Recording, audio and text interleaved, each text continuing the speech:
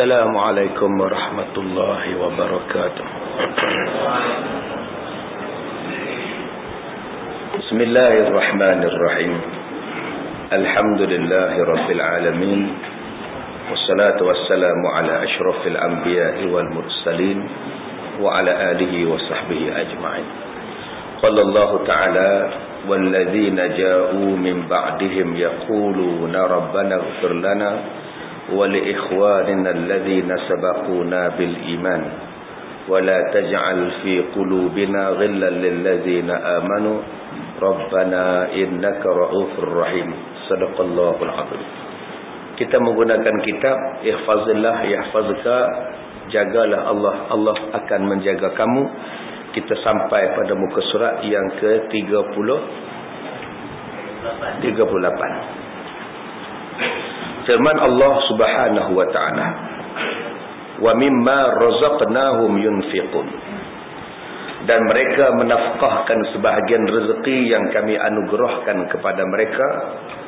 Surah Al-Baqarah ayat yang ketiga.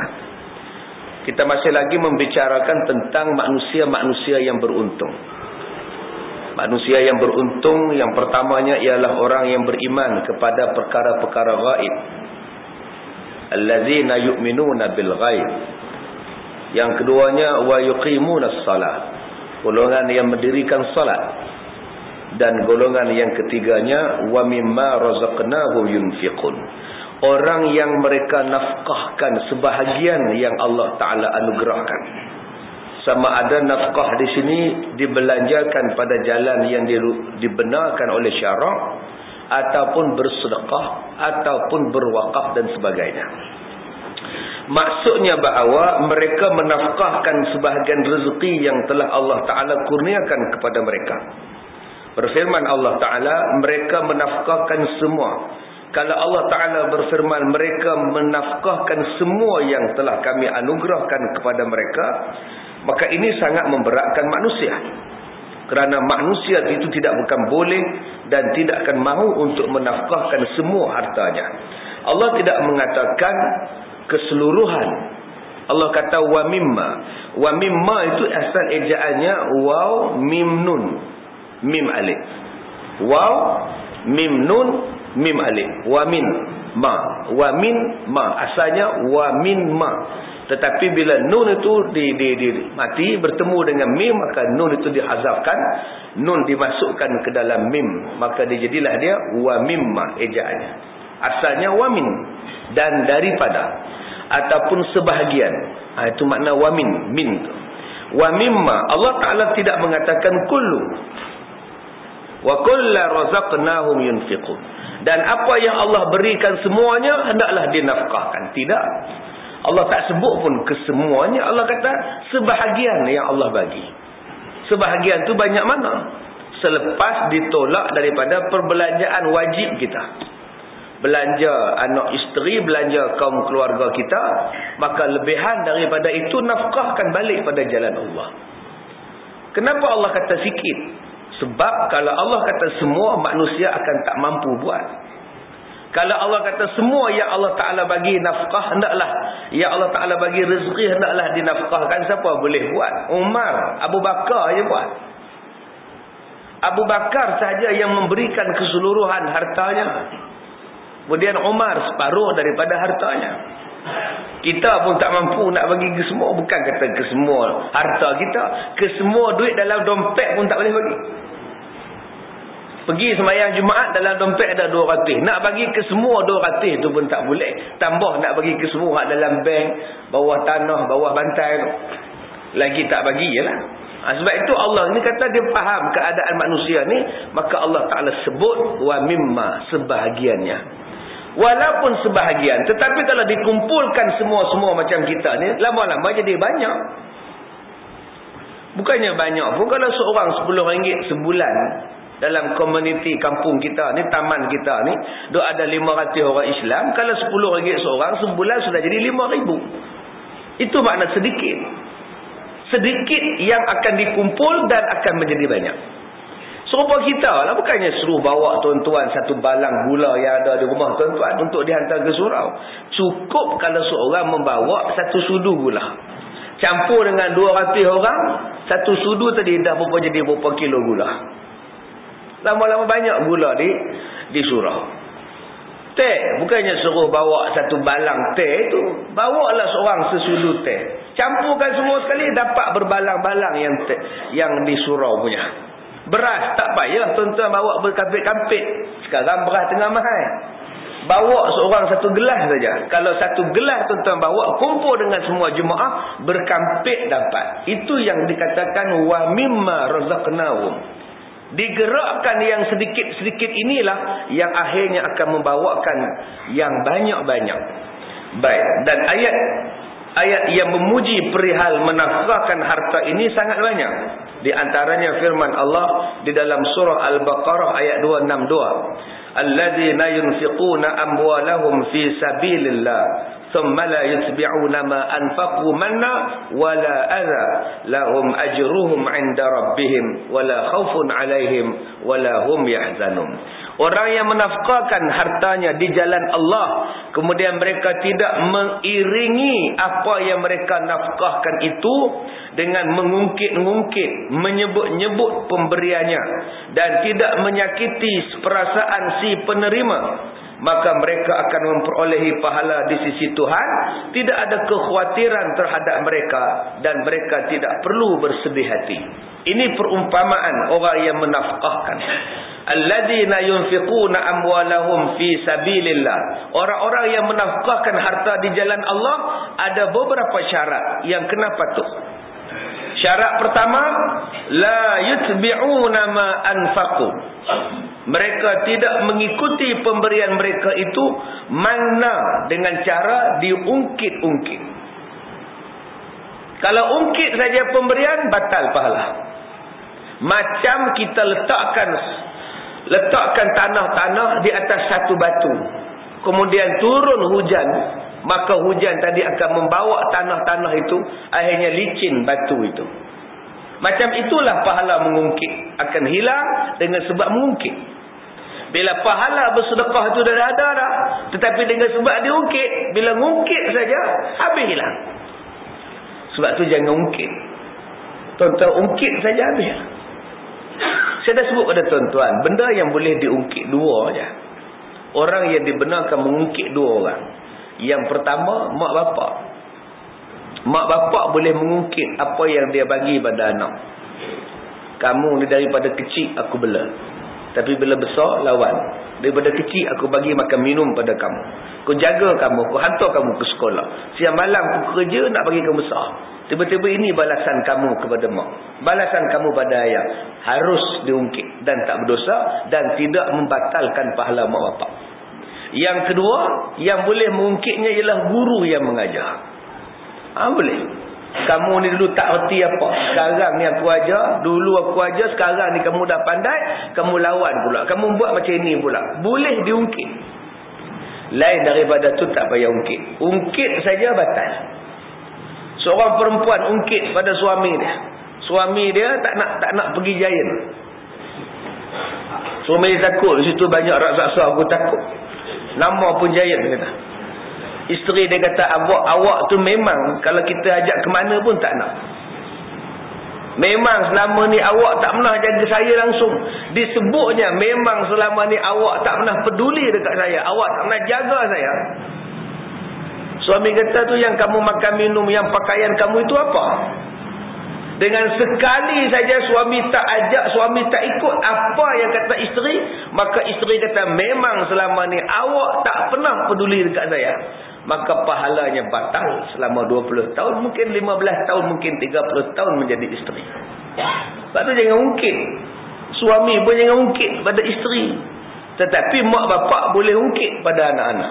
Guru boleh ungkit pada anak-anak pelajarnya. Yang ni dua saja. Lain daripada itu tak boleh ungkit.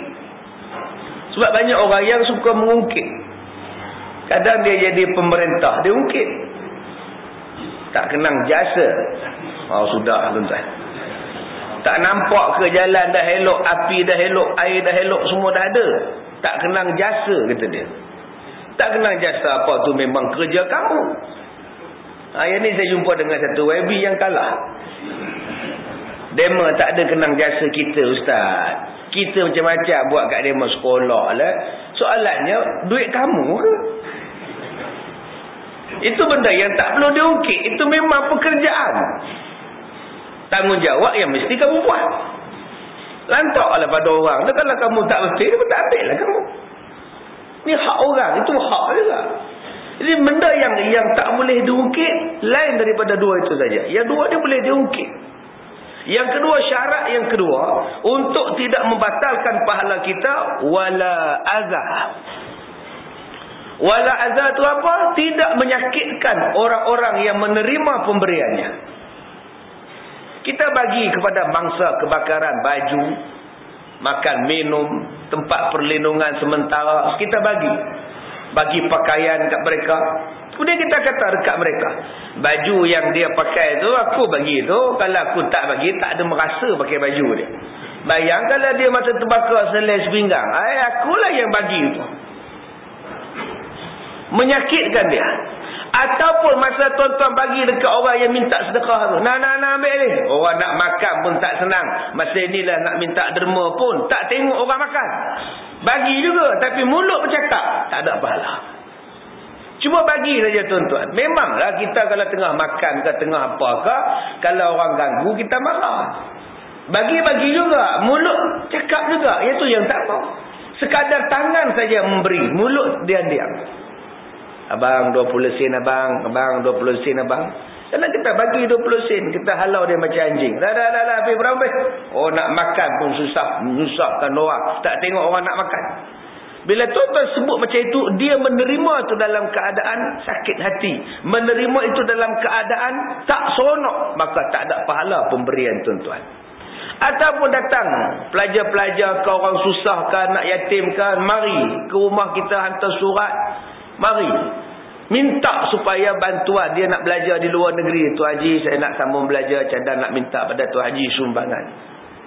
Asal minta sumbangan daripada aku. Kalau daripada aku tu minta sumbangan lah. Tiap-tiap hari minta. Ingat aku ni bank kan. Tapi bagi juga duit. Bukan tak bagi duit, bagi. Nah, ambil. Minta, pagi-pagi buta lah minta. Ambil juga. Tapi orang tu ambil dalam keadaan tak seronok. Tak ada pahala. Macam cerita Alibaba Bujang Lapuk lah. Ya, tiap-tiap hari meminta beras. Saya datang minta gandum. Saya datang minta gandum. Tak seronok. Ingat apa aku ni? Seti, pajak gadai. Tuan-tuan, bila kita bagi dalam keadaan menyakitkan hati orang, kata Allah, tidak ada pahala. Tetapi kalau kita bagi dalam keadaan tidak diungkit dan tidak menyakitkan orang lain, maka kata Allah, jangan kamu bimbang. Wala khaufun alaihim wala hum yahzanun. Apa makna wala khaufun alaihim? Jangan kamu takut harta kamu itu. Harta kamu yang kamu beri itu kamu simpan di akhirat, nanti kamu akan dapat rasa nikmatnya. Wala hum yahzanun. Jangan kamu sedih hati, nanti Allah ganti ke lain pula. Nanti pemberian yang kamu dah buat itu kami ganti daripada benda yang lebih baik dan lebih berlipat kali ganda akan dapat kepada kamu. Itu maksud wala khaufun alaihim. Jangan takut. Yang kamu simpan itu akan diguna pakai di hari kiamat. Sebab sesuatu yang kita simpan, kita takut. Tuan-tuan simpan duit di lembaga misalnya, takut lembaga curi. Kan? Dulu orang duk simpan duit dekat tabung kan, lembaga tabung. Takut lembaga ambil. Tuan-tuan simpan duit dalam bank, takut bank bankrupt. Tuan-tuan simpan dalam skim cepat kaya, lagi takut. Takut orang yang cepat saja kaya. Kita yang lambat masuk ni tak kaya. Sesuatu benda yang kita simpan mesti kita takut. Kita simpan duit di dalam peti besi, takut. Kita simpan duit di dalam bank, takut. Kita simpan duit dalam kereta pun takut. Duk takut-takut kau orang pecah kereta, orang buat lari kereta, habislah duit. Simpan duit dalam tin Milo pun takut. Takut pembantu rumah buang tin Milo habis. Banyak tuan-tuan orang yang simpan duit bawah bantai, simpan duit dalam tin. Mai pembantu rumah dia buang lantung sampah. Buang tak kat depan rumah, mai lori sampah pi angkut pula. Mencik dia balik, mana tin Milo ni mbak? Saya sudah buang bu. Sudah tuan-tuan. Dia hambat ke tempat pembuangan sampah tu. Pasal apa? Dia takut hilang. Sesuatu benda yang kita depositkan memang kita takut. Tetapi kata Allah, kalau kamu depositkan nafkah kamu untuk Allah, jangan kamu takut. Allah gandakan berlipat kali ganda. Walahum yahzanun. Jangan sedih nak bagi. Habislah barang yang aku sayang. Habislah duit yang aku sayang. Habislah baju yang aku sayang. Habislah motosikal yang aku sayang. Aku dah bagi ke orang lain. Jangan bimbang, kata Allah. Nanti kami gantikan lebih baik dengan apa yang kamu dah berikan. Allah pujuk kita dengan dua kata-kata. Jangan takut dan jangan bimbang. Tuan-tuan yang dirahmati Allah. Kalau manusia kata jangan takut, kita boleh tak percaya. Kalau manusia kata jangan sedih, kita boleh tak yakin. Tapi kalau Allah kata, kena yakin dan kena percaya. Kita kata jangan takut, aku ada. Jangan takut, aku ada. Bila datang masalah, dia dulu lari, tinggal kita. Tapi Allah kata jangan takut, jangan bimbang, kena yakin. Innallaha la yukhliful mi'ad. Baik, ayat yang kedua, surah Sabah ayat 39. وَمَا أَنْفَقْتُم مِّنْ شَيْءٍ فَهُوَ يُخْلِفُهُ وَهُوَ خَيْرُ الرَّازِقِينَ.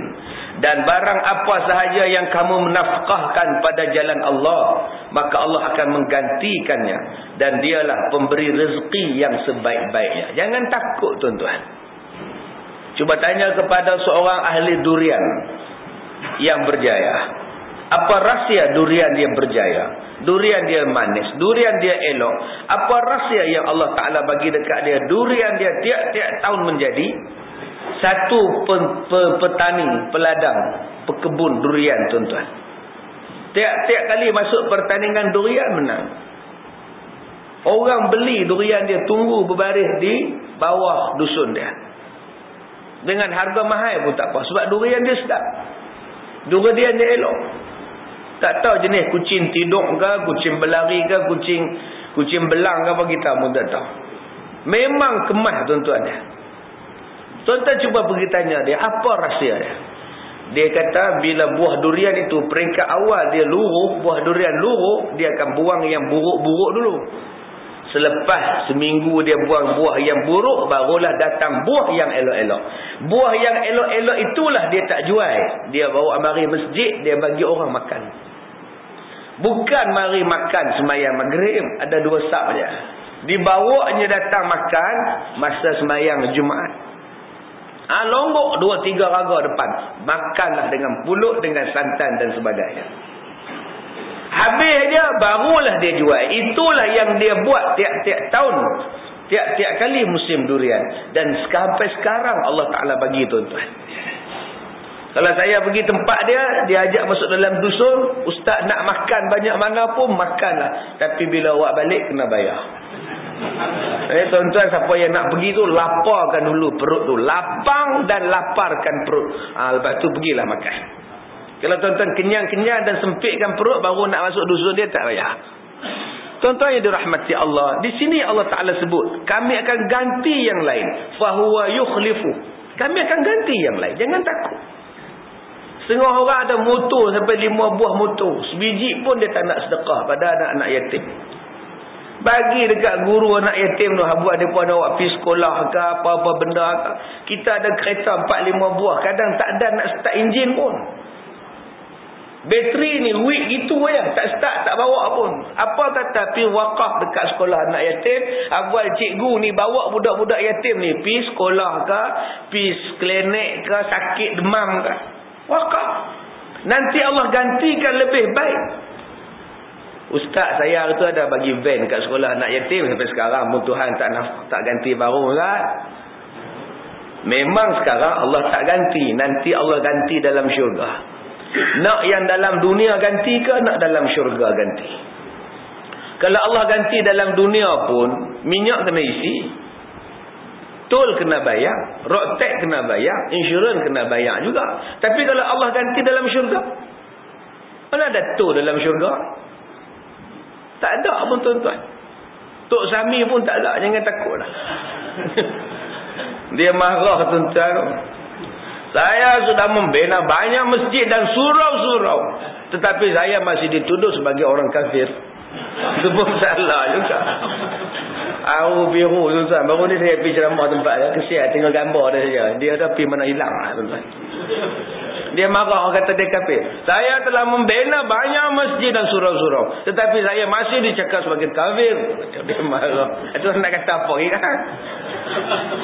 Itu benda yang paling Allah Ta'ala gantikan ialah dalam syurga sebaik-baik penggantian.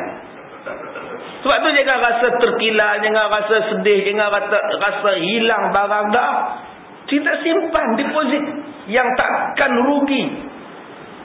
Deposit kita di bank, ada bank yang bagi untung lebih, ada bank yang biasa saja, ada bank yang boleh bagikan, ada benda yang insurans yang boleh kita bagikan banyak, tetapi tak boleh lawan dengan keadaan syurga. Baik, ayat Al-Furqan 67, surah Al-Furqan 67. Walladzina idza anfaqu lam yusrifu wa lam yaqturu wa kana baina dzalika qawama. Dan orang-orang yang apabila membelanjakan harta mereka lam yusrifu, tidak berlebih-lebihan. Yusrifu berasal daripada perkataan sarafa. Sarafa ni melampau. Ya, sin rafa, sarafa. Kita sebut sarif. Sarif tu maknanya melampau. Sebab tu dia menjadi kampung dusun punya Samsing. Sarif Dul. Ejaan dia Sarif Dul. Dia jangan bubuh nama Sarif, yang kena bubuh nama Syarif. Syarif. Nah, ejaan dia Syarif, mulia. Ya, tuan yang terhormat, Syarif. Baik, jangan bubuh Saraf ataupun Sarif. Sarif maknanya pelampau. Sarif Dul itu. Dibakarnya rumah Salomah. Pak saya tak mau terima pinangan dia. Kan melampau itu. Jadi Allah kata siapa-siapa yang menafkahkan hartanya lam yusrifu, jangan melampau sangat. Sampai anak pun tak bagi makan. Pak saya nak sedekah kat surau. Isteri kata, bang beras dah habis, gula dah habis, minyak dah habis, telur pun dah habis, pergilah beli. Ambil RM50, dia perginya surau. Orang edar tabung surau, dia ambil RM50, dia masuknya. Bila balik ke rumah, isteri tanya, mana dia beras gula abang? Abang dah sedekah pada jalan Allah. Atau apa kita nak makan malam ni? Kita puasa je lah. Anak kita boleh ke puasa abang? Padahal yang lebih wajib memberi nafkah pada anak isteri. Memberi sedekah pada surau sunat. Sunat saja. Jadi kena faham mana yang sunat, mana yang wajib. Setengah orang dia buat sunat, yang kewajiban dia tak tolong. Yang menjadi fardu kepada dia, dia tak bantu. Membayar bil api, bil air itu kewajipan kepada dia, supaya anak isteri dia boleh hidup senang. Tak ada api ni tuan-tuan, isteri minta cerai tuan-tuan. Duh, dia di Terengganu, rumah tak ada api, 3 ada isteri, 3-3 minta cerai. Kahwin seorang, tengok-tengok api tak ada, elektrik tak ada, tahan 2-3 tahun cerai. Menikah baru pula, tengok-tengok gelap malam-malam pasang pelita ya, cerai. 3 orang dah minta cerai. Yang kawan ni 3 orang minta cerai, yang kawan hak baru ni pula dah ada 3 dah, nak tambah lagi 1. Oh, ni yang ada pula 3 dah isteri, nak tambah lagi seorang. Kerja driver lori je tuan-tuan. Masya Allah. Hakim sampai tanya 3-4 kali kat isteri-isteri dia, hampa setuju ke laki hampa nak kahwin ni? Setuju tuan. Ya Allah. Hebat tuan-tuan. Kita ni hak seorang pun siksa. Dia boleh pergi tambah 3, nak masuk 4 lagi tuan-tuan. Gaji 1,500 ya. Leceh lah tuan-tuan, gaji 15,000. Dia 1,500 pun boleh tuan-tuan. Hebat. Tak apa ilmu dia pakai. Nah, baik tuan-tuan, belanja dia kewajipan kita siapa? Kita sebagai suami, isteri kita, anak kita, mak bapak kita. Itu kewajipan kita, diri kita. Selepas itu dah habis kewajipan kita, dia mari kepada masyarakat. Mari kepada orang ramai, mari kepada orang lain. Sebab itu Allah Ta'ala menyebut di dalam Al-Quran, yas'alunaka madza yunfiqun qul ma anfaqtum min khair falil walidain. Mereka bertanya kepada kamu wahai Muhammad, kepada siapakah yang patut diberikan sedekah? Jawab Muhammad, yang patut dibelanjakan hartanya ialah kepada mak bapak terlebih dahulu. Apa benda yang baik? Mak bapak dulu. Falil walidain wal aqrabin, kemudian orang yang hampir dengan kamu, isteri kamu, suami kamu, anak-anak kamu, cucu kamu, wal yatama, orang-orang yatim, wal masakin, dan orang-orang miskin. Allah berikan peraturan dia. Yang mula-mula sekali mak bapak. Kalau mak bapak di kampung tu beras tak ada, kita di sini beras berlambak, wajib pergi hantar ke sana. Mak bapak dulu. Sekarang ni mak bapak tak nampak, yang dia nampak Myanmar dulu. Nah, yang kita nampak Myanmar, padahal dalam negara kita pun berapa ramai lagi tak makan. Berapa ramai yang sakit, berapa ramai yang susah, berapa ramai yang menderita. Itulah tabiat orang Malaysia. Bila berlaku satu-satu musibah di luar negara tu, bukan tak bagus tolong tu. Tapi kenapa tak diutamakan dulu dalam Malaysia? Sebab Allah kata wal aqrabin, orang yang hampir dengan kamu dulu. Yang hampir dengan kita mungkin yang dalam rumah kita, atau mungkin jiran kita, atau mungkin dalam taman kita, atau mungkin dalam negeri kita, atau mungkin dalam negara kita. Tapi tabiat kita ni cepat-cepat hak dalam, hak di luar dulu. Yang hak susah rakyat kita sendiri tak tengok. Banjir di Johor, banjir di Pahang dulu, berapa ramai yang bantu. Sampai kena buat rayuan, tolong kami, bantu kami mangsa-mangsa banjir. Bila dibagi bantuan, tak sampai pula. Pun ada juga. Dia pergi ambil dekat petugas dulu. Petugas tengok, tilap ni lawa ni, dia balik rumah dia dulu. Tengok baju ni pun segak ni, ambil kat dia dulu. Pun ada hal juga. Jadi kita kena faham dulu tuan-tuan. Yang kena bagi pada siapa? Mak bapak dulu. Yang kedua, wal aqrabin, orang yang hampir dengan kita. Siapa? Mungkin saya katakan tadi adik-beradik kita, mungkin isteri kita, mungkin suami kita. Isteri boleh bayar zakat pada suami, suami tak boleh bayar zakat pada isteri. Seorang isteri boleh bayar zakat pada suami dia, sebab suami dia bukan tanggungan isteri. Ya. Tapi isteri tak boleh menerima zakat daripada suami, sebab suami itu wajib menanggung isteri. Bermakna isteri boleh sedekah dekat suami, dan itulah sedekah paling besar. Sedekah, duit tak ada. Abang pak saya apa naik motor, hari ni tak naik motor, 2 hari tak naik motor, minyak tak ada apa hoi. Lah awak tak isi, kenapa tak isi? Kalau abang ada duit abang isi, ni duit tak ada, tu abang berjalan kaki tu. Isteri pergi ambil duit nah, cek sedekah dekat abang. Maka sedekah seorang isteri tu paling besar pahalanya. Berapa ramai yang sedekah pada suami. Suami ni sesak lah ni. Duk pinjam alung dah, lepas alung angah, lepas angah acik ni. Baik, kemudian kata Allah, walam yaqturu, jangan pula melampau-lampau kedekutnya. Jangan terlalu memboros, habis harta dibagi, tak ada apa. Dan jangan pula terlalu kedekut. Ada 200 dalam poket, dia cari hak 2 kupang je. Ada buah durian yang elok-elok dibagi yang ditebuk tupai bagi pada orang. Ada buah rambutan yang elok-elok dibagi yang masam pada orang. Ada pakaian yang cantik-cantik dibagi yang kecil dan koyak pada mangsa kebakaran. Saya tuan-tuan bila berlaku tsunami di Pulau Pinang, Kedah dulu, kita kumpul pakaian bagi pada mangsa-mangsa tsunami ini. Bila kita kumpulkan tuan-tuan, kita asingkan dulu. Yang mana elok aja kita hantar, yang mana tak elok kita bakar buang. Ada yang bagi seluar dalam tuan-tuan sebesar ini tuan-tuan.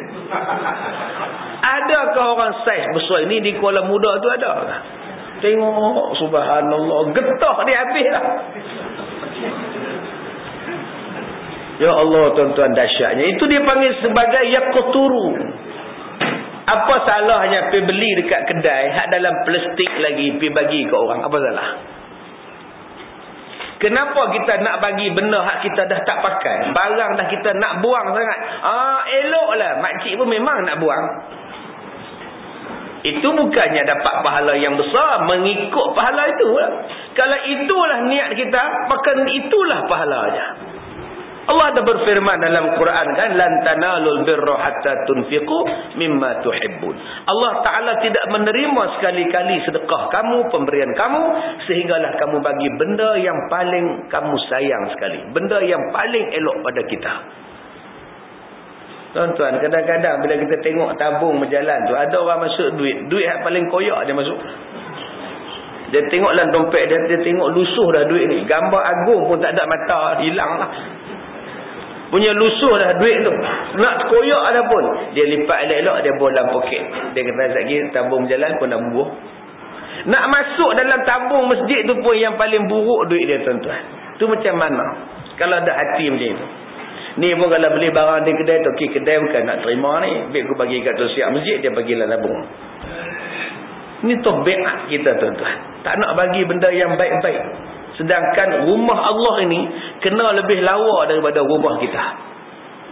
Masjid ni rumah Allah, surau ni rumah Allah. Surau ni, rumah Allah ni sepatutnya lebih baik daripada rumah kita. Kita makhluk, Tuhan. Berapa banyak, tuan-tuan, masjid, surau ni, subhanallah. Kesian, tuan-tuan. Saya pergi ceramah satu tempat, nak duduk ni takut. Pasal apa? Kursi ni bila bersandar je dia turun lagu tu. Jenuh duk pulas di bawah ni. Dia tak mau elok, tuan-tuan. Dah pergi ambil kursi plastik duduk. Saya tanya awak tak tukar-tukar. Dia kata elok lagi. Elok apa cuba duduk. Dia duduk. Rupanya dia suka macam tu. Kita nak mengajar apa, tuan-tuan? Apa salahnya pergi tukar? Salah ke ni? Tak sampai RM120, RM90, diskaun RM70 malah. Bagi yang hak baik-baik untuk rumah Allah. Sedekah, wakaf yang elok-elok. Setengah tempat dia mikrofon ni, bila pakai, tuan-tuan, tekak ni sakit seminggu. Sakit, tuan-tuan. Mikrofon, tuan-tuan, ni tak apa elok ni. Setengah tempat. Seminggu ni sakit tekak. Jenuh makan ubat, strepsil tu jenuh makan. Dia tarik suara kita. Bateri ni, bila awak keluar daripada penyambung tu, dah berlinang dah air dia. Tak pernah tukar berapa lama bateri dalam tu. Dia kira elok. Tadi test elok Ustaz. 1, 2, 3. Cobaan. Okey. Dia cobaan saya. Tak sampai seminit pun. Cobaan 1, 2, 3. Cobaan 1, 2, 3. Okey lah. Okey dah. Ustaz bercakap 2 jam. Dia punya tarik suara. Kenapa tak ganti baru? Duit surau tak ada, Ustaz. Duit masjid tak ada. Ini persoalan dia. Kenapa orang sekeliling tak bagi? Kenapa orang sekeliling boleh beli hi-fi? Boleh beli set karaoke yang beribu-ribu? Kenapa tak boleh letak di masjid yang terbaik? Allah Ta'ala akan tanya kepada kita, tuan-tuan. Kenapa yang diri kita sendiri lawa? Kenapa untuk yang Allah Ta'ala punya kita tak pernah ambil kisah? Macam mana yang terbaik untuk Tuhan? Baik, kemudian firman Allah di dalam surah Al-Baqarah ayat 172. Ya ayyuhallazina amanu kulu min tayyibati ma razaqnakum washkuru lillah in kuntum iyyahu ta'budun. Hai orang yang beriman, makanlah di antara rezeki yang baik-baik yang kami anugerahkan kepada kamu dan bersyukurlah kepada Allah jika kamu benar-benar orang yang menyembah. Allah suruh kita makan kulu min tayyibat. Makanlah kamu benda yang baik-baik. Baik-baik ini daripada segi apa? Daripada segi zat. Baik daripada segi kesihatan, baik daripada segi rupa, baik daripada segi kelakuan, baik daripada segi pembuatan, cara nak buat, baik daripada niat orang yang buat. Itu dipanggil sebagai tayyibat. Tuan-tuan pergi rumah orang yang baik-baik, makan banyak-banyak, sebab mesti dia ikhlas menjamu pada tuan-tuan. Tuan-tuan pergi rumah Tok Guru misalnya, duduk mengajar kita lah orang alim ni baik-baik. Pergi rumah dia jamu makanlah tuan-tuan. Sebab makanan dia insya-Allah dia masak daripada sumber yang halal. Isteri dia basuh makanan tadi ni sebelum dimasak ni mesti dibasuhnya bersih-bersih. Dia pula niat menjamu kita mesti niat dia ikhlas. Kalau tuan-tuan makan itu memang terang hati tuan-tuan. Itu makna tayyibat. Tayyibat ni bukan baik saja, baik macam-macam. Baik cara penyediaan makanan, baik daripada cara memasak, baik daripada rupa makanan itu, baik daripada niat orang yang menghidang, baik pada kesihatan tuan-tuan. Disuruh makan. Mungkin baik juga sesuatu benda yang mahal. Ataupun baik juga mungkin letak pada satu benda yang murah tapi zatnya banyak. Sebab Sebab itu Nabi Muhammad makan benda yang baik yang kita sebut pada kuliah-kuliah kita, iaitu syair. Syair itu roti yang ada fiber, roti yang ada serat. Sekarang baru kita belajar fiber itu membuang kolesterol, fiber itu membersihkan usus. Itu yang dikatakan thayyibat. Jangan kita bayangkan apa yang Nabi makan roti kasar itu satu benda yang tak elok. Padahal roti kasar itu bentuk diet bagi Nabi yang paling sesuai. Dan hari ini pun kita dah makan dah serat-serat fiber-fiber ni. Kita dah di-sure dan dianjurkan untuk makan oat. Itulah yang terbaik sekarang. Tidak semestinya benda yang paling lazat itu terbaik kalau di dalamnya terlalu banyak bahan kimia, terlalu banyak gula dan sebagainya yang boleh menjejaskan kesihatan. Baik di sini mungkin rasanya tidak sedap, baik di sini mungkin harganya murah, tetapi baik di sini membawa kesihatan yang baik. Macam yang selalu saya sebut tentang pentingnya pemakanan oat, pentingnya pemakanan tembikai, pentingnya soal pemakanan kurma, al-zamzam, madu lebah dan sebagainya. Yang kedua kata Allah, washkuru lillah, dan bersyukurlah kepada Allah atas nikmat yang kita dapat kalau betul kamu hamba kepada Allah. Apa makna bersyukur kepada nikmat yang kita dapat? Kita banyakkan lagi beribadat. Dengan sebab rezeki yang melimpah ruah itu, tanda kita bersyukur apa? Datang Masyurah. Rumah dah habis bayar, alhamdulillah, nikmat Tuhan bagi. Mai semayang. Kereta dah 2 buah, motosikal sebuah, mai semayang. Dulu betul, basikal tak ada, motor tak ada, kereta pun tak ada. Nak mari berjalan kaki susah. Lah kereta semua senang. Kenapa tak datang? Dia bagi alasan pula, Ustaz, kereta pun susah lah, parking tak ada. Mailah naik motor, datang naik motor. Motor tak ada masalah apa. Oh, motor lagi tak boleh, Ustaz, orang curi, Ustaz. Pakailah rantai. Oh, rantai pun tak boleh, Ustaz. Dia potong rantai, Ustaz. Kalau kita jalan kaki dah datang, jalan kaki jauh, Ustaz. Tu kita kata A, dia jawab B. Kita kata C, dia jawab D. Bila nak habis, tuan-tuan? Kalau Tuhan tarik balik macam mana? Rumah kita besar, apa salahnya panggil orang kampung main makan kenduri sini? Panggil makcik-makcik dalam kampung main buat kelas bacaan Quran ataupun kelas pengajian dalam rumah sebagai tanda bersyukur. Tuan-tuan ada kereta elok-elok, apa salahnya bawa kawan-kawan pergi mengaji, pergi kuliah mana-mana ceramah kan? Guna kereta kita. Kita ada motosikal, apa gunanya bagi pinjam pada orang yang sangat-sangat memerlukan pinjam? Ini semuanya dipanggil sebagai washkuru lillah. Jika kamu orang yang beribadat kepada Allah, kalau betul kamu orang yang menyembah Allah, kita tak kedekut, tuan-tuan. Setengah orang dia kedekut. Tapi kalau benda yang minta tu kena pada dia, dia tak kedekut. Ada kepentingan pada dia, dia tak kedekut. Kalau tak ada kepentingan, dia main kedekut. Macam Haji Bakhil. Cuba tengok Haji Bakhil, tuan-tuan. Cerita labu-labi. Yang datang minta derma dekat dia, cikgu laki-laki. Labu ni apa? Sudar Maji. Kami datang tu Haji, nak minta derma untuk anak yatim. Labu, ambilkan duit aku dalam baju aku, Labu. Ada RM1 saja, Tuan Haji. Oh, bagus. Takkan RM1 tu Haji. Anak-anak yatim bukan boleh pegang duit banyak-banyak, kata dia. Pak saya apa? Pak saya tak kenal dekat dia.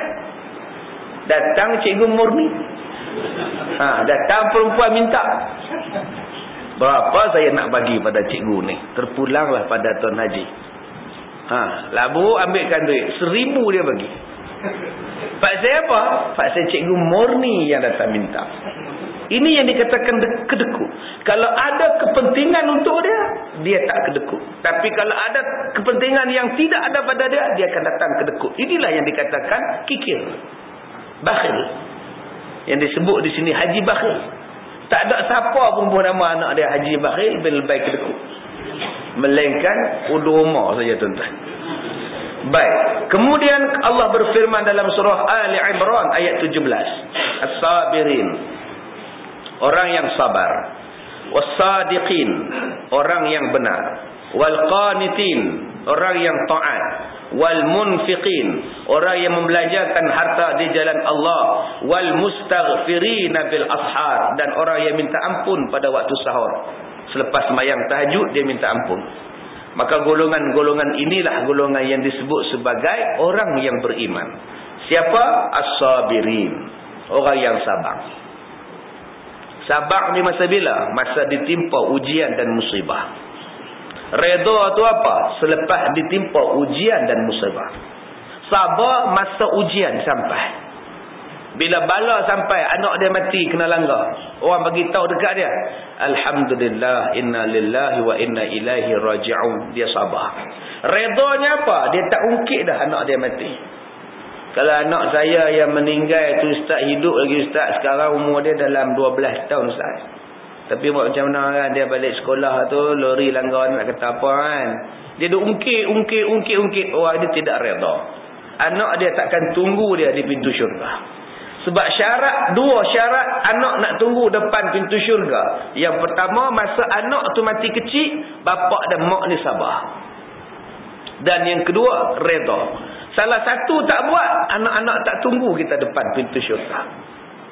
Kalau kita redha dengan kematian anak yang belum baligh, yakin mereka tunggu kita depan syurga. Malah anak-anak tadi tak nak masuk syurga, melainkan bersama-sama kita mak bapak. Oh, maknanya ustaz, lepas anak mati ni ustaz, kita tak payah sembahyang ustaz. Pasal apa tak payah sembahyang? Tadi ustaz kata dia tunggu depan pintu syurga. Kenalah sembahyang. Dengan sebab dia tunggu itu, pahala satu kelebihan kepada kita. Sembahyang macam biasa. Baik.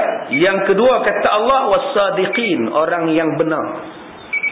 Orang yang benar ni tuan-tuan, dia tidak akan menyembunyikan satu kebenaran. Dia tak akan menyuruh satu kebenaran. Walaupun dia tahu bila dia luahkan itu, orang tak setuju dengan dia. Tetapi kerana kebenaran, dia cakap juga. Ini dipanggil sebagai apa? As-sadiqi. Yang ni susah kita nak buat ni. Sabar dia tuan-tuan, ingat senang. Tuan-tuan boleh menyabarkan orang yang kematian. Tetapi bila tuan-tuan sendiri yang kematian, tuan-tuan belum tentu sabar. Sabar ni senang sebut, senang suruh, tapi belum tentu kita boleh buat. Rumah jiran kita kena masuk perompak, habis duit. Isterinya dipukul pula, suami diikat. Kita boleh cakap, sabarlah Tuan Haji, ini ujian Tuhan, sabar banyak-banyak. Kita boleh cakap. Kalau perompak tu malam besok datang rumah kita pula, habis duit, habis barang-barang mak semua habis, boleh kita sabar. Sebab tu sabar ada satu benda yang susah. Dengan sebab satu benda yang susah, dia letak awal sekali. As-sabirin. Sabar kan banyak. Sabar atas musibah, sabar atas kesenangan, sabar atas kesenangan pun disuruh sabar. Duit berjuta, harta berbilion, sabar tak sabar nak buat maksiat. Sabar juga kepada taat. Nak sembahyang subuh ni pun kena sabar. Kalau kita tak sabar, tak boleh bangkit subuh. Saya bangkit subuh di pukul 3 tadi lagi tuan-tuan. Sampai sekarang. Saya tidur pukul 12. Tengok berita apa semalam tu. Tidur pukul 3 pagi bangun dah. Sampai sekarang tak tidur. Sampai bila tak tidur, tak tahu sampai bila. Lepas ni kuliah lagi. Di apa Kemensak pukul 9. Bukan kalau orang yang tak sabar tak boleh datang mengaji. Dan kalau orang tak sabar dia tak boleh dengar kuliah. Dia sakit telinga. Sabar atas taat. Nak puasa kena sabar. Nak pergi buat haji kena sabar. Ketaatan itulah memerlukan kesabaran. Yang ketiganya maksiat. Dah depan mata lah. Depan mata dah ketuk pintu bilik hotel kita. Encik mau urut ngah. Kalau mau ulut, kita boleh ulut nah. Tengok kiri kanan tak ada siapa. Tengok atas semua CCTV pun tak ada. Nak masuk tak masuk, nak masuk tak masuk. Sabar. Terima kasihlah. Tak payahlah. Saya pun tukang urut pun tutup pintu. Berapa ramai yang boleh sabar, berapa ramai yang tak sabar. Lantak je lah. Bukan ada orang pun, bukannya orang nampak pun dia tarik masuk dalam bilik kunci pintu. Sebab tu dipanggil sabar atas perbuatan maksiat. Banyak tuan-tuan. Sabar bila ditimpa musibah, sabar bila ditimpa kesenangan, sabar di dalam berbuat ibadat, sabar bila ditimpa kekayaan, diuji dengan kekayaan. Ini bentuk-bentuk kesabaran. Maka diletakkan benda ini sebagai satu benda yang penting. Banyak orang boleh sabar waktu dia miskin. Judi dia tak main, pelacur pun dia tak main, pasal dia miskin.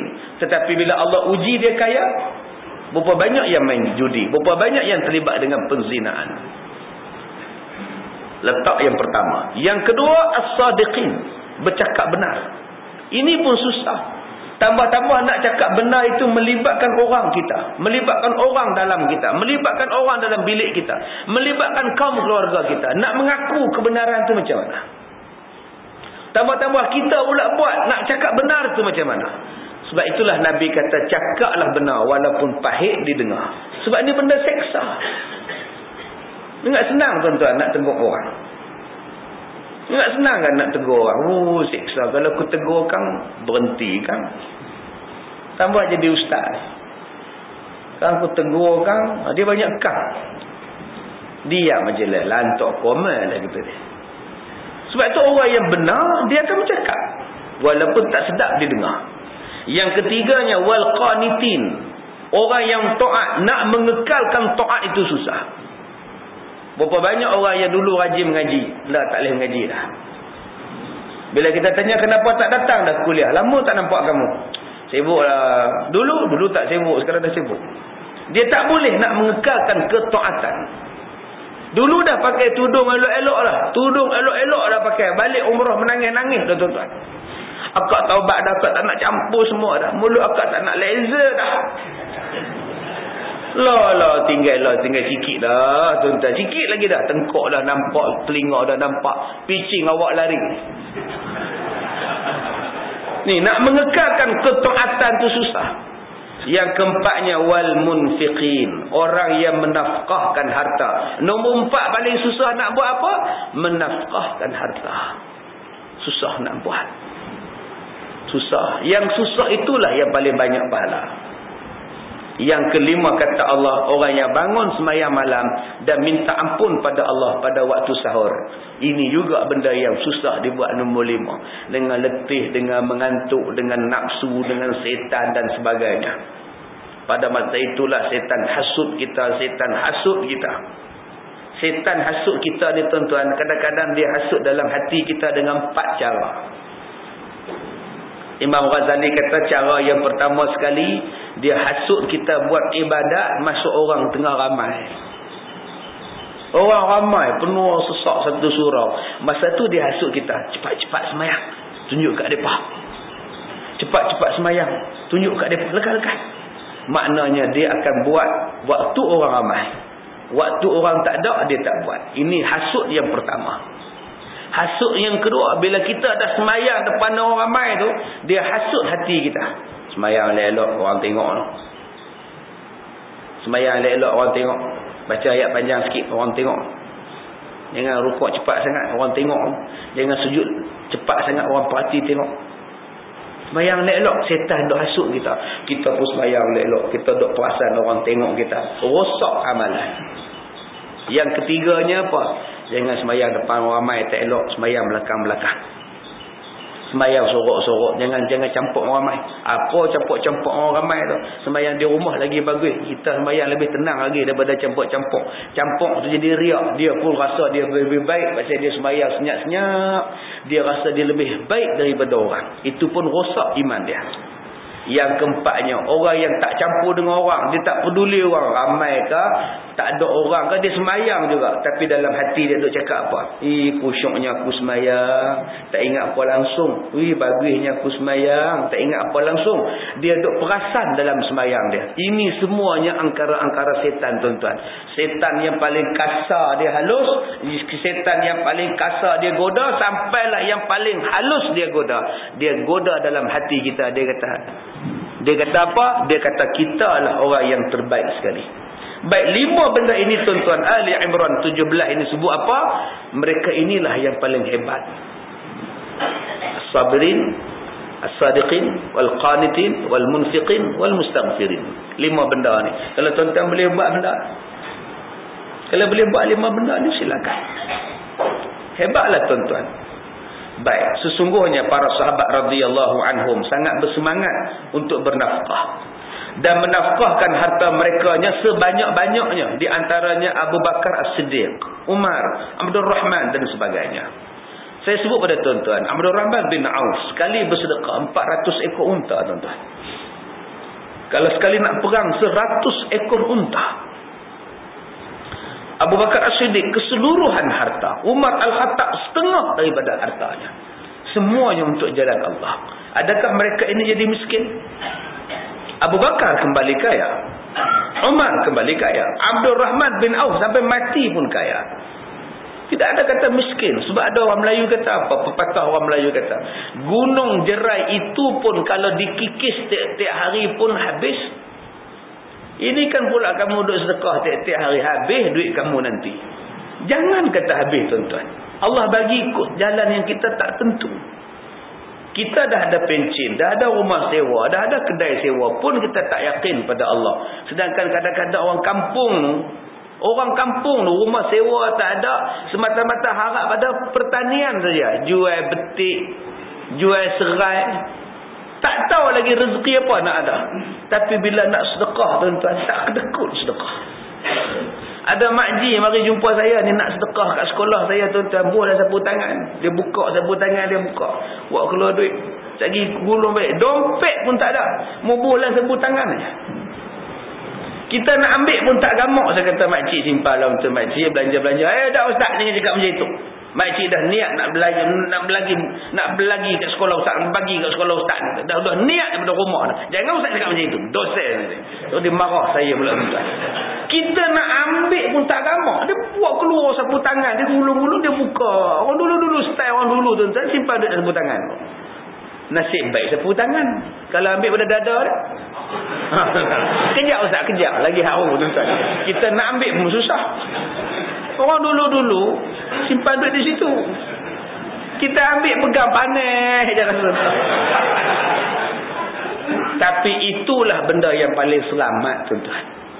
Tempat yang paling selamat sekarang itu, dalam beg tangan orang ragut, dalam dompet jatuh, kadang-kadang tertinggal sembahyang disuruh bawa dompet.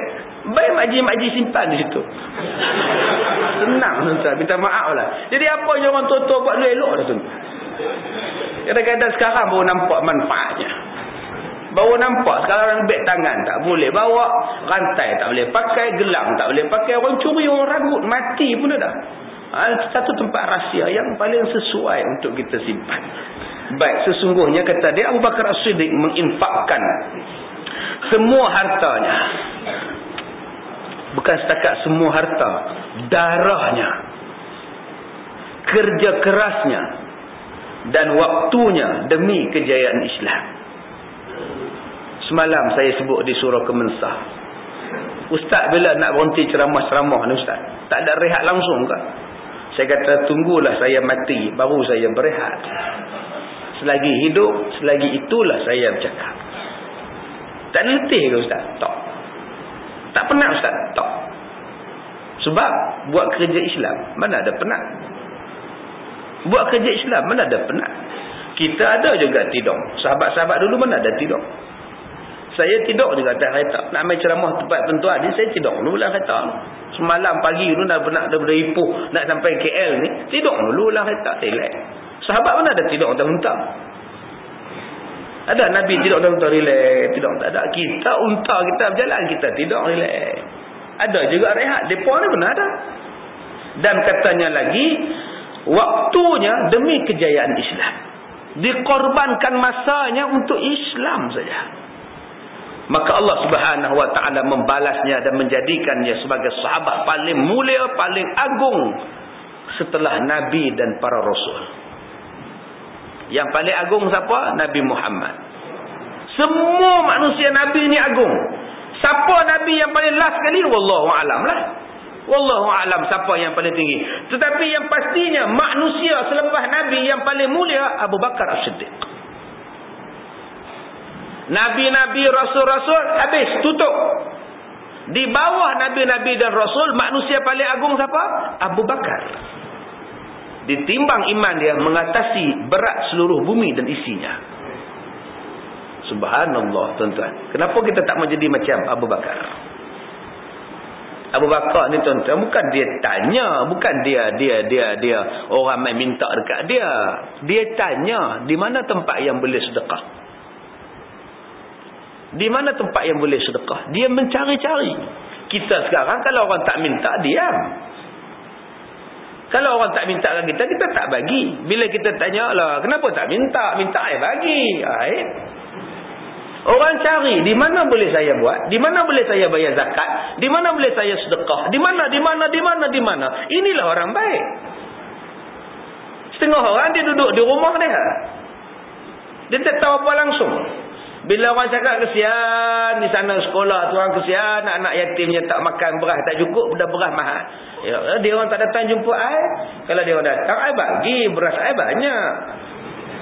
Ini bukan manusia baik. Manusia baik dia keluar untuk mencari pahala, bukan pahala main masuk dalam rumah dah.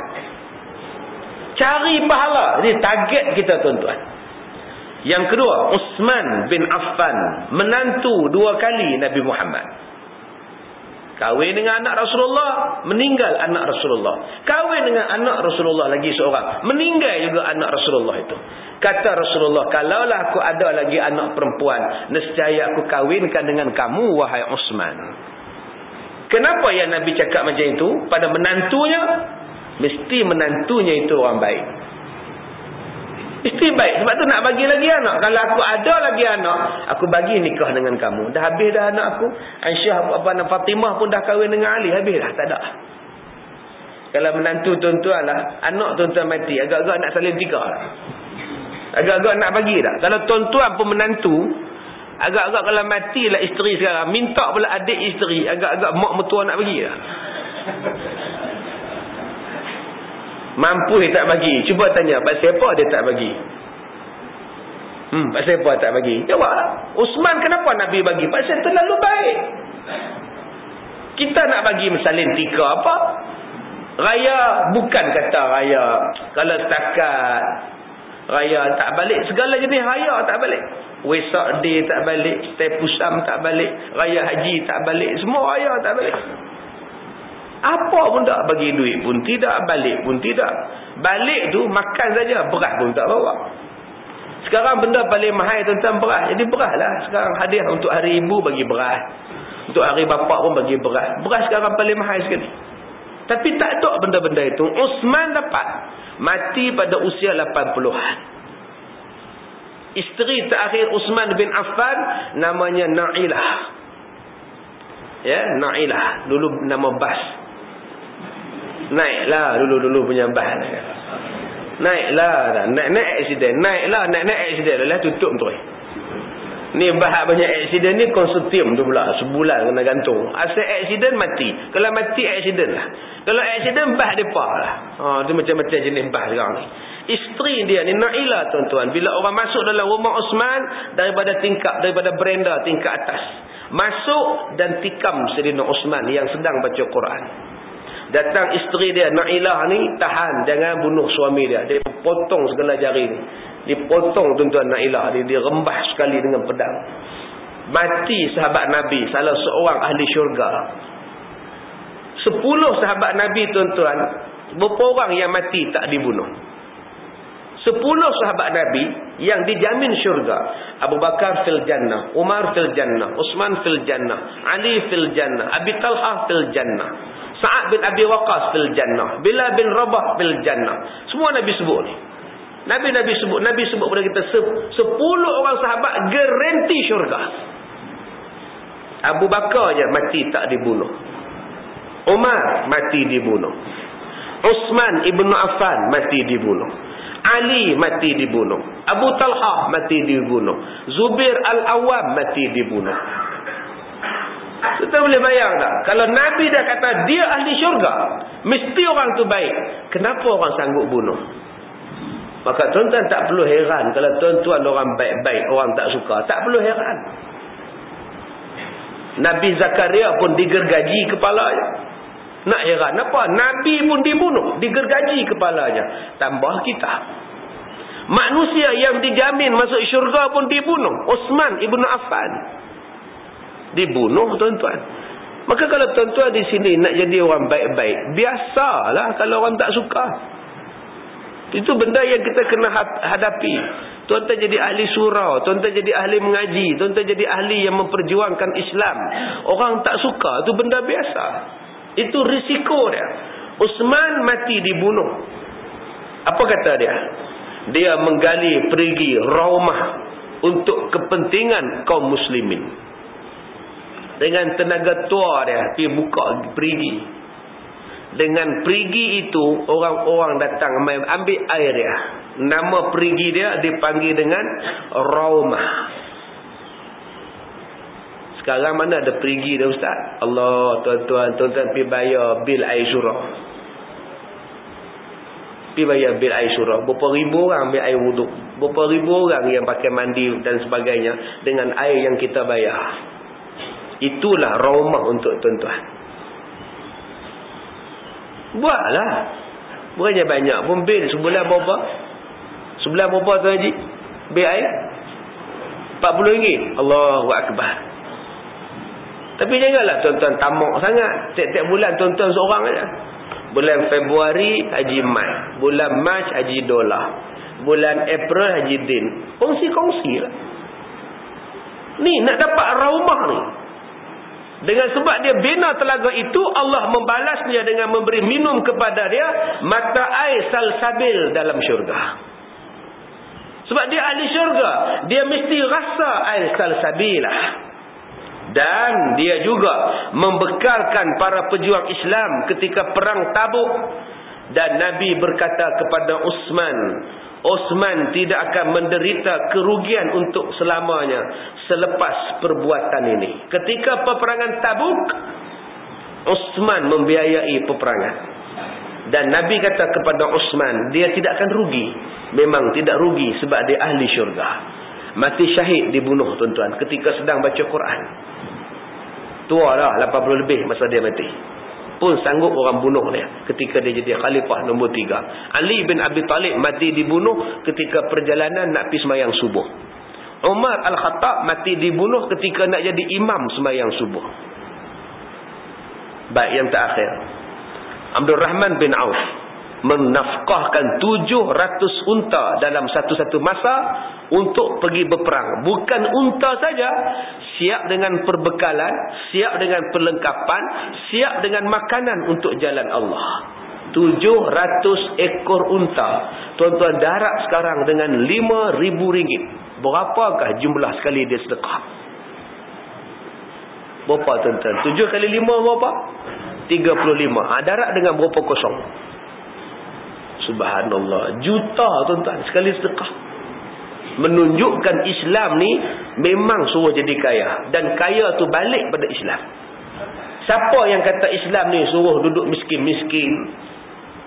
Tuan-tuan, rujuk dalam surah Al-A'raf juzuk 8 ayat 31, 32, 33, 34. Allah Ta'ala bertanya kepada kita, Qul man harrama zinatallah. Siapakah yang mengharamkan perhiasan Allah pada kamu? Duit itu perhiasan dunia, silakan ambil. Kereta itu perhiasan dunia, harta benda ni perhiasan dunia. Siapa yang kata haram? Ambillah dan gunalah untuk Islam.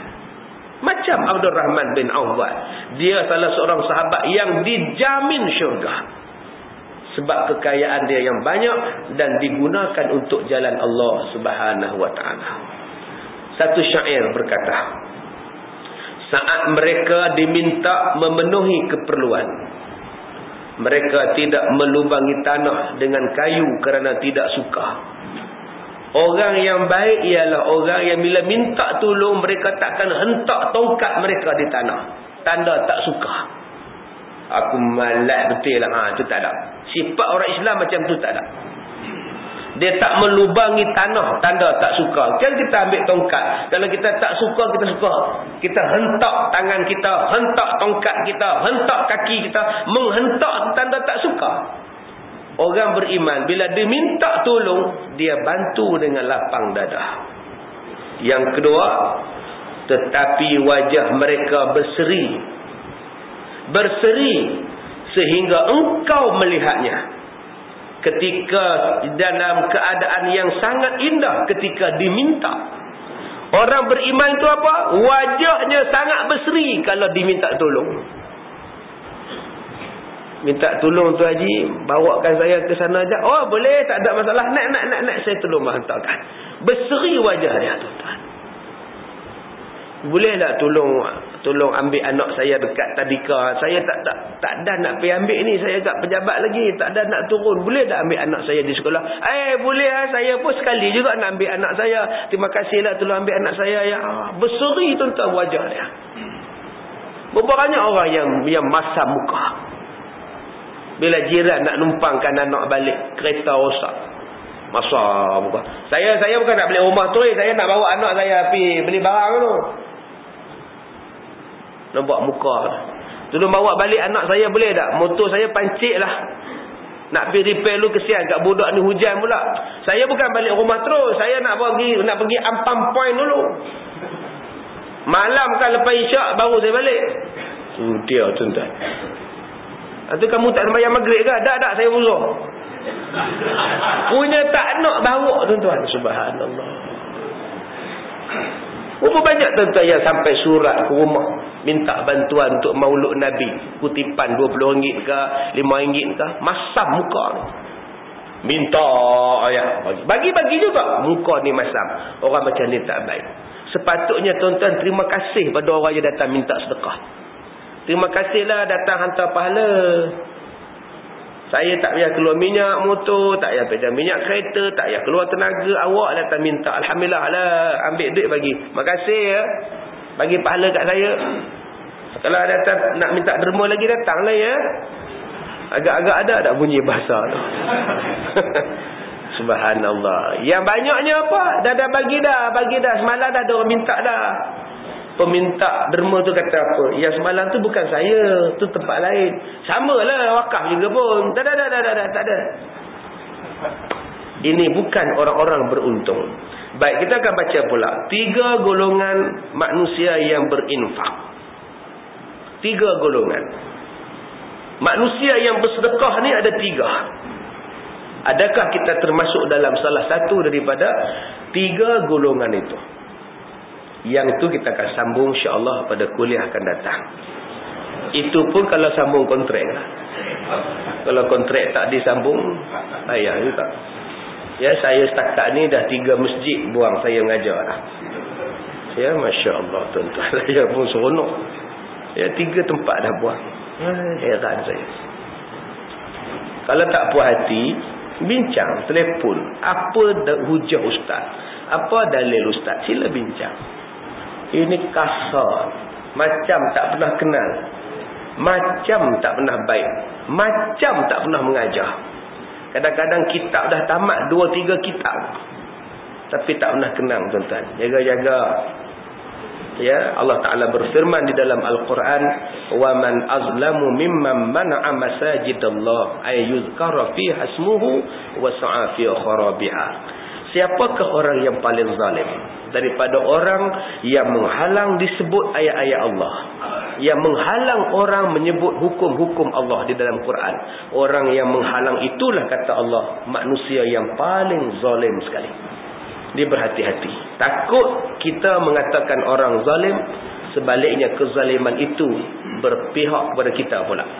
Baik, kita akan baca 3 golongan ini. Mudah-mudahan kita tak termasuk dalam golongan yang merosakkan, dan kita masuk dalam golongan yang terbaik kepada kita atas nafkah kita. Cukup sekadar itu tuan-tuan. Semalam saya sebut di surau Gemensah, saya mengharapkan doa dan perhatian tuan-tuan, kerana sekolah saya ni akan ditutup, dipaksa tutup dan nak dirobohkan. Ya, jadi saya minta pada tuan-tuan, sekolah saya ni ada jumlah pelajarnya 645 orang. Sekolah satu-satunya sekolah pondok moden di Perak. Ya. Tidak ada lagi pondok moden macam kami yang pelajarnya daripada seluruh Malaysia datang, pelajar-pelajar yang paling kecil 6 tahun, yang paling dewasa 84 tahun. Ada anak-anak yatim, ada warga emas, ada warga perak, ada warga tembaga, semuanya ada.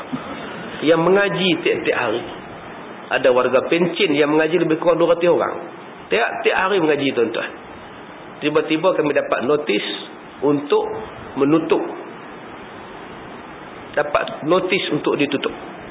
Sedangkan sekolah saya berdaftar, tanah kami, tanah ada geran, dan kami buat bangunan diluluskan oleh Dewan Bandaraya.